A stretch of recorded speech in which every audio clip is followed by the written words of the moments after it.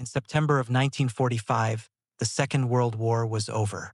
The surrender of Japan had brought an end to the most destructive conflict in human history. Across the Pacific, American soldiers, sailors, and Marines, who just weeks before had been preparing for a bloody invasion of the Japanese home islands, now found themselves in the surreal position of being occupiers instead of invaders. Their new mission was not to fight, but to disarm, document, and demobilize the remnants of the once mighty Japanese Empire. And it was during this strange, quiet aftermath, on the war-torn islands of the Ryukyus, particularly Okinawa, that they began to make a series of astonishing discoveries. They had expected to find destroyed airfields, shattered barracks, and conventional defenses. Instead, as they began to explore the rugged landscape, they found something else entirely.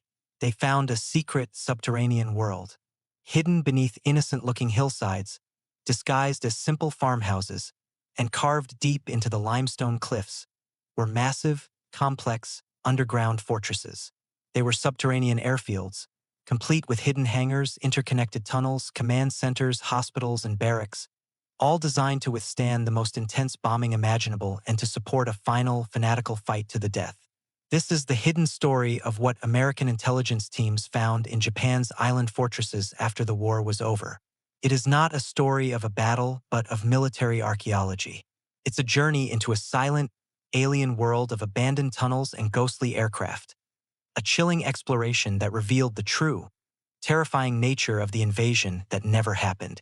The Battle of Okinawa, which had raged from April to June of 1945, had been the bloodiest campaign of the Pacific War. The Americans had expected a tough fight, but they were unprepared for the sheer ferocity and suicidal determination of the Japanese defense. What they didn't fully realize during the battle was that the visible defenses on the surface were only a fraction of the Japanese fortress. The real strength of the Okinawan defense lay underground. For months, under the direction of skilled mining engineers, the Japanese had turned the island into a honeycomb of interconnected tunnels and caves. They had learned from their experiences on other islands like Peleliu and Iwo Jima. They knew they could not defeat the Americans in a conventional battle on the beaches. Their only hope was to wage a war of attrition, to hide underground, survive the overwhelming American naval and aerial bombardment, and then emerge to inflict the maximum possible casualties on the American ground troops. After the surrender, American survey teams, part of the U.S. Strategic Bombing Survey, began the immense task of mapping and documenting these defenses. What they found stunned even the most seasoned combat engineers. At airfields like Yantan and Kadena, which the Americans had captured and were now using, they began to discover the true extent of the Japanese preparations. They found hidden dispersal pens, cleverly camouflaged with native vegetation, where fighter planes could be hidden from aerial reconnaissance.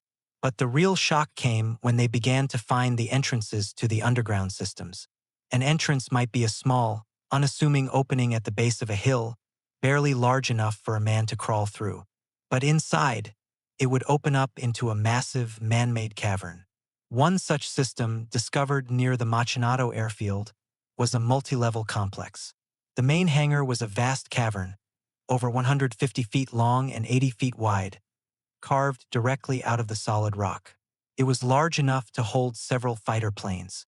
Leading off from the central hangar was a network of smaller tunnels. One tunnel led to an underground maintenance workshop, complete with workbenches and spare parts bins. Another led to barracks, with sleeping niches carved into the rock walls for the pilots and ground crews. A third tunnel led to a command post and a fourth to a subterranean hospital. The entire complex was ventilated by a series of air shafts, and some even had rudimentary electrical lighting, powered by small generators.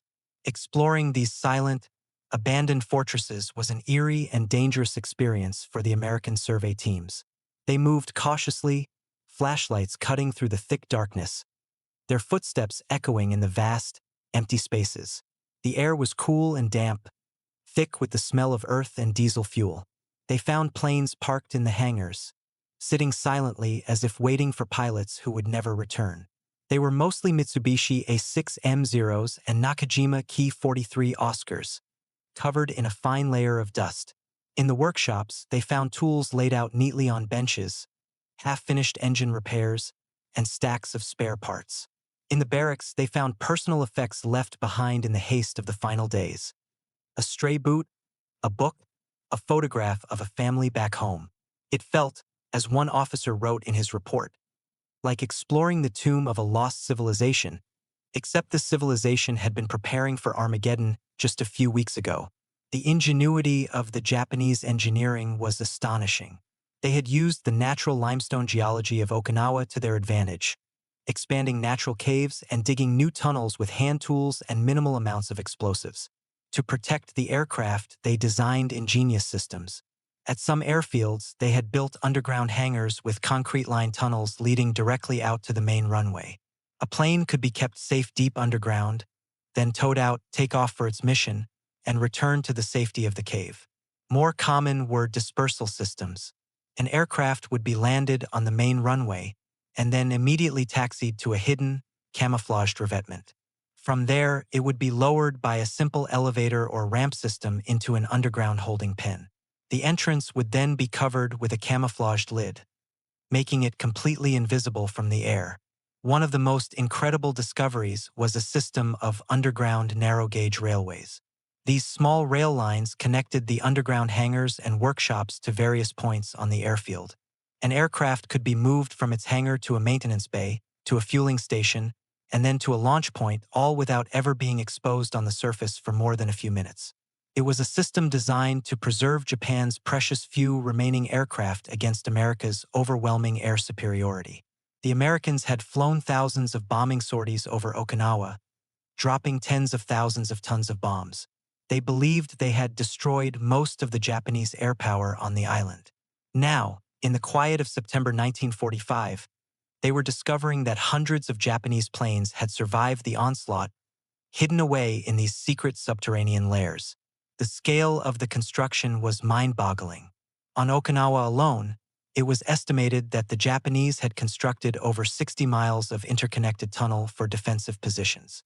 A significant portion of this was dedicated to protecting their air assets. This was not the work of heavy construction machinery. The vast majority of these tunnels and caves had been dug by hand, by thousands of Korean and Okinawan forced laborers, driven by the Japanese military. The human cost of building these ghost fortresses had been immense, a hidden tragedy that preceded the battle itself. As the American teams documented their findings, a chilling picture began to emerge. They were not just discovering abandoned airbases. They were uncovering the infrastructure of a fanatical, island-wide defense strategy. Many of these hidden facilities were not designed for conventional warfare. They were kamikaze bases. The planes they found in the hangars were often being prepped for one-way missions. They found aircraft stripped of all non-essential equipment, their landing gear sometimes crudely locked in place, designed never to be used again. They found workshops where the infamous Oka, the human-guided rocket bomb the Americans called the Baka bomb, were being assembled. Exploring these kamikaze caves was a profoundly disturbing experience. It was one thing to fight a man in battle. It was another to walk through the silent, empty rooms where that man had calmly prepared for his own ritualized suicide. The Americans found classrooms where pilots had been taught how to crash their planes into American warships. They found letters, poems, and last testaments written by young men who knew they were about to die. One American intelligence officer, exploring a cave that had been a staging point for kamikaze pilots, wrote a report that captured the sense of awe and horror. "The dedication is beyond our comprehension," he wrote. "They have turned warfare into a religious act. We are not just fighting an army, we are fighting a belief system. Every one of these hidden bases is a shrine to that belief." This brought the American planners to a terrifying conclusion. The Battle of Okinawa had been a bloodbath, costing the Americans over 50,000 casualties. But what they were discovering now suggested that Okinawa was just a preview. The fanatical, suicidal, underground defense they had encountered there was not an anomaly. It was a doctrine. It was the master plan for the defense of the Japanese home islands. The ghost fortresses of Okinawa were a blueprint for what they would have faced if Operation Downfall, the planned invasion of Japan, had gone forward. The intelligence gathered from the Ryukyu's Islands in the fall of 1945 painted a horrifying picture of this invasion that never happened. American planners had estimated that an invasion of Japan would be incredibly costly, with casualty projections running into the hundreds of thousands, and some even over 1 million. But the discoveries on Okinawa gave these abstract numbers a terrifying, tangible reality. The Japanese were not going to fight on the beaches. They were going to fight from thousands of hidden caves, tunnels, and underground fortresses, just as they had on Okinawa. And they were not just preparing their army. They were preparing their entire population to fight to the death. But the most chilling realization came from the scale of the hidden air power. The Japanese had been conserving their remaining aircraft, hiding them in these underground bases across southern Japan, in preparation for the invasion. They had thousands of planes ready, and almost all of them were being prepared for kamikaze missions. They intended to throw 5,000 to 10,000 suicide planes at the American invasion fleet in a single, massive, apocalyptic wave of attacks. The goal was not to win the battle, but to inflict such horrific, unbearable casualties on the American forces that the American public's will to continue the war would break. The American teams exploring the silent hangars on Okinawa were looking at a microcosm of this plan. Each hidden zero, each camouflaged revetment, each underground workshop was a piece of a massive nationwide strategy of suicidal defense. The discovery of these ghost fortresses had a profound impact on the post-war analysis of the end of the war. For the men on the ground, it was a source of profound and sober relief. Every American soldier, sailor, and Marine in the Pacific in the summer of 1945 had expected to be part of the invasion of Japan. They all believed it was a suicide mission. Walking through these empty Japanese bases, seeing the fanatical level of preparation, they understood with absolute clarity the fate from which the atomic bombs and the Japanese surrender had saved them. For military strategists and historians, the discoveries provided a chilling justification for one of the most controversial decisions in history. The debate over the use of the atomic bomb often focuses on the casualty estimates for the invasion. The physical evidence found in the underground fortresses of Okinawa provided stark, undeniable proof that those high-end estimates were not an exaggeration. The Japanese were preparing for a fight that would have made Okinawa look like a skirmish. The cost of a conventional invasion would have been, by any measure, apocalyptic for both sides. The story of the Japanese airfield installations in the Ryukyus is therefore a story that unfolds after the fighting has stopped. It is a tale told in empty tunnels and dusty, silent aircraft.